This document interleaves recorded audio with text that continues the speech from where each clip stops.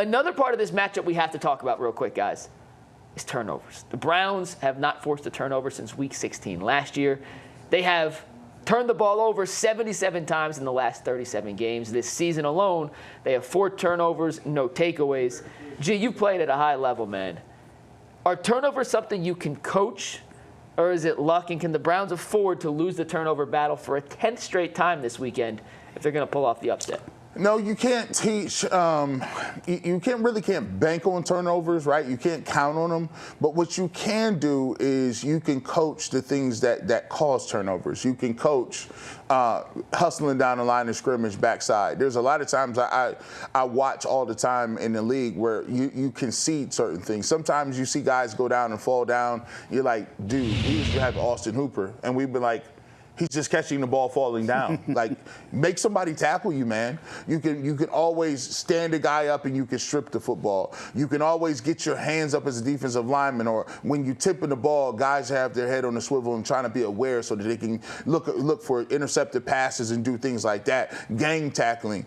All those things are things that you can teach. You can teach the effort. You can teach the the skill sets. You can teach the ways that turnovers and create the circumstances in which turnovers usually happen, but you can't guarantee that you're going to get a turnover. So I don't think it's something that you can you bank on, but there's some things you can do to try to foster some turnover, the spirit of turnover, so to speak. I would think every defensive coaches go for the ball when you're making a tackle. Yeah. You bring the arm down. If you have a sack, bring that arm down and hit the ball.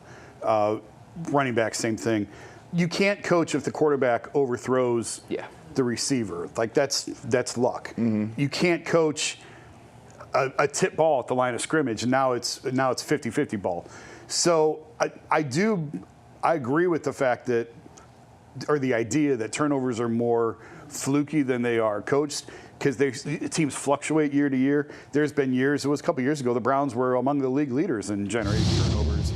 And then with the same crew, they're toward the bottom. So there's some things that you can coach, but for the most part, I think a lot of it, now what you can control is the turnovers on your side.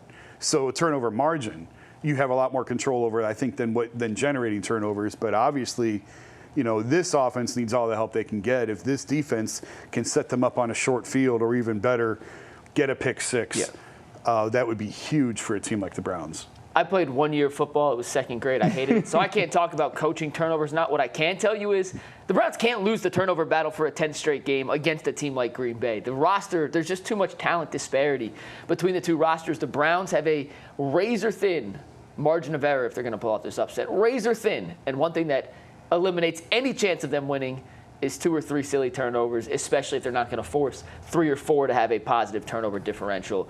The Browns may be able to coach some ways to force a fumble, get an interception, get lucky. I don't know, but I do know they can't lose a turnover battle for a 10th straight time. They've lost 9 in a row. That is the longest active streak in the NFL.